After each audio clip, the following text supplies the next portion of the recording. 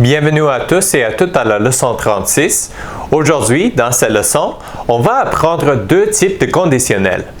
Les conditions sont souvent appelées if clauses en anglais et elles sont utilisées lorsqu'on veut parler du résultat d'une action si quelque chose d'autre aurait pu se produire maintenant ou dans le futur, ou si quelque chose aurait pu se produire dans le passé mais ne s'est pas produit. Aujourd'hui, on va donc examiner deux types de conditions et en fait, il y en a plus que deux, mais ces autres types seront l'objet d'une autre leçon. Le premier type est connu sous le nom de conditionnel de type 0 et il est utilisé pour parler de vérité générale ou de choses qui se produisent toujours. En gros, pour former le conditionnel de type 0, vous prenez if, suivi du présent simple, present simple, et vous ajoutez ensuite le présent simple à nouveau. So if plus present simple, and then you have the present simple again. Pour le dire en termes plus simples, si ceci se produit, alors cela se produit. Voyons quelques exemples.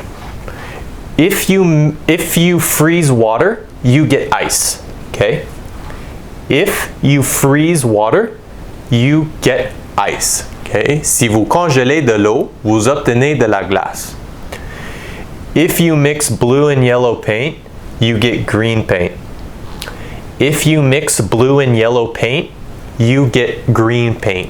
Si vous mélangez de la peinture bleue et jaune, vous obtenez de la peinture verte. Et if you break the law, you go to jail.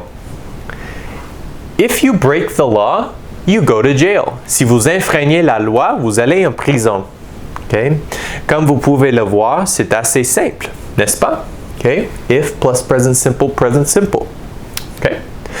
Passons maintenant au deuxième conditionnel que l'on appelle le conditionnel de type 1. Le conditionnel de type 1 est utilisé pour parler des choses qui sont susceptibles de se produire dans le futur si quelque chose se produit. Ça ressemble à ceci.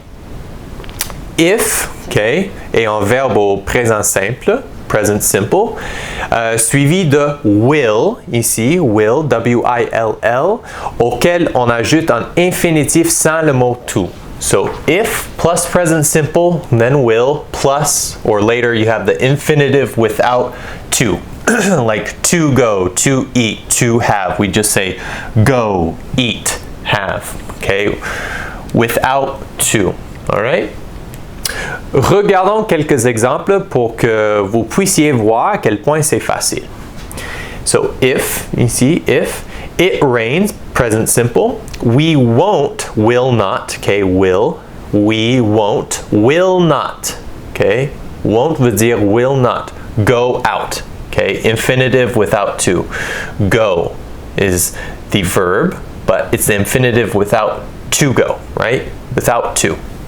If it rains, we won't go out. S'il pleut, nous n'allons pas sortir. If he doesn't pass the exam, he won't graduate. Won't, will not. If he doesn't pass the exam, he won't graduate. S'il ne réussit pas l'examen, il ne sera pas diplômé. He won't graduate. Il ne sera pas diplômé. If we leave tomorrow, we will arrive early.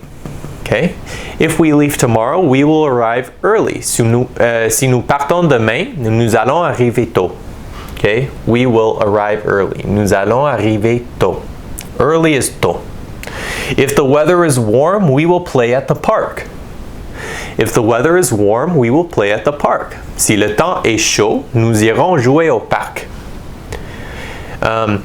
If you don't water the flowers, they'll die. They'll. They'll means they will.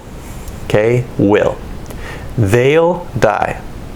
Again, if you don't water the flowers, they'll die or they will die. So if you don't water the flowers, they'll die.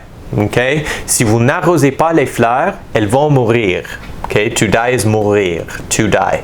But we're looking at the infinitive without to. So we'll just say die. Et finalement, if she doesn't come, I'll be so upset. Okay? If she doesn't come, I'll be so upset. Si elle ne vient pas, je vais être très contrarié. Okay? I'll be so upset. Okay? OK, mes amis. Comme vous pouvez le voir, ces structures sont vraiment simples à utiliser. So easy to use, OK? Bientôt, on se penchera sur d'autres types de conditionnels. OK? C'est tout pour cette leçon. Merci beaucoup d'avoir regardé et à la prochaine. See you in the next lesson, guys. Bye.